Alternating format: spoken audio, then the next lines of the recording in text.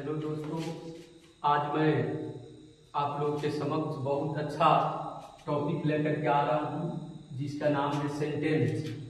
और मैं आशा करता हूँ कि आप लोग अच्छे होंगे, स्वस्थ होंगे और अच्छे से पढ़ाई करते होंगे।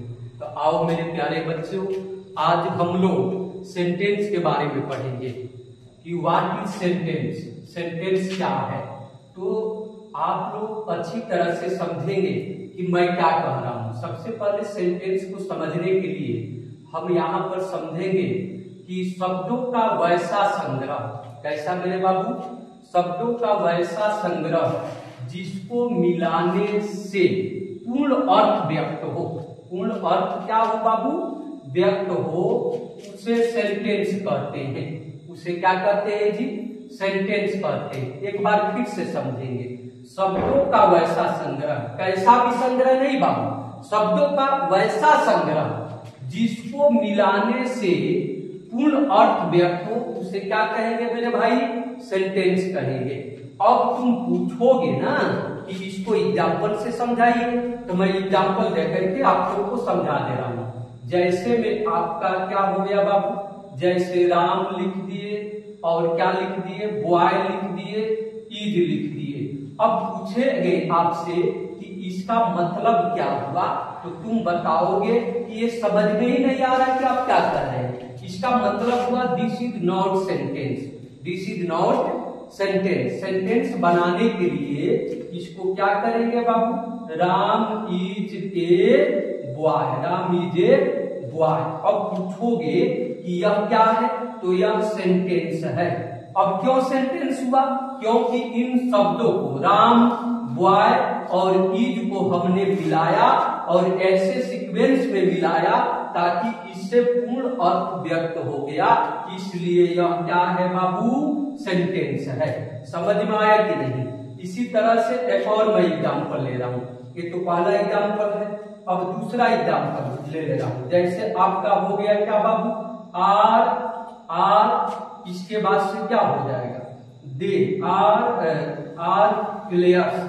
आर प्लेयर्स, और यहाँ पर क्या, वी लिख देंगे, आर प्लेयर्स वी। अब पूछा जाए इसका मतलब क्या हुआ, तो इसका मतलब कुछ नहीं हुआ। और जब इसका मतलब कुछ नहीं हुआ, इसका मतलब मेरे भाई क्या है जी, तो यह सेंटेंस नहीं है।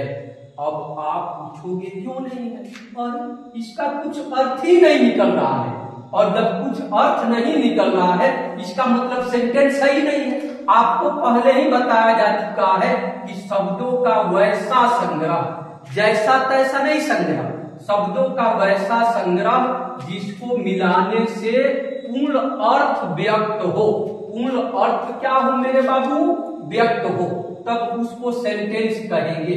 यदि पूर्ण अर्थ व्यक्त नहीं होगा तब वह सेंटेंस नहीं होगा। अब पूर्ण अर्थ व्यक्त का मतलब कि उसका अर्थ निकले, एकदम डीपली समझना है। पूर्ण अर्थ व्यक्त करने का मतलब हुआ कि उसका अर्थ निकले। जब अर्थ निकलेगा तभी सेंटेंस कहेंगे, और जब अर्थ नहीं निकलेगा तब उसको सेंटेंस नहीं कहेंगे।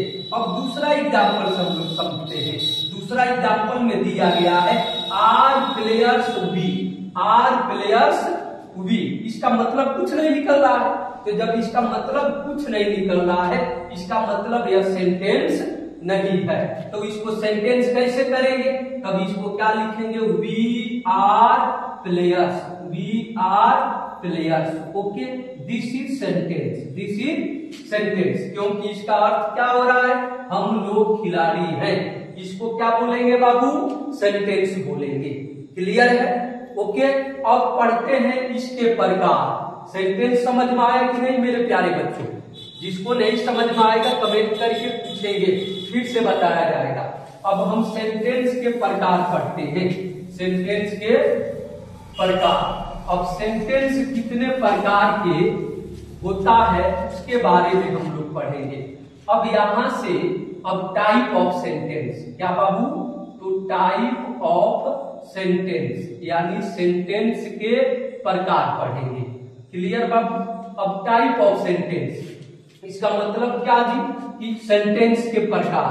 अब सेंटेंस कितने प्रकार के होते हैं बाबू, तो 5 प्रकार के। There are 5 kinds of sentence.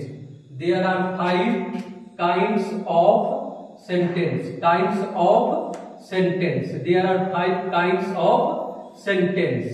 यानी सेंटेंस कितने प्रकार के होते हैं बाबू? तो 5 प्रकार के। अब तुम पूछोगे कौन कौन, तो अब आप कौन कौन, तो पहला नंबर क्या है? तो पहला नंबर है असर्टिव सेंटेंस। असर्टिव सेंटेंस है पहला नंबर। क्या है बाबू? तो असर्टिव सेंटेंस बोलते हैं पहला नंबर। दूसरा नंबर क्या है? तो interrogative sentence. Interrogative sentence. Interrogative sentence हो गया। अब तीसरा नंबर क्या है? तो तीसरा नंबर है इंपरेटिव सेंटेंस। इंपरेटिव सेंटेंस है। इंपरेटिव सेंटेंस है। इंपरेटिव सेंटेंस हो गया। ओके बाबू। अब चौथा नंबर क्या हो गया?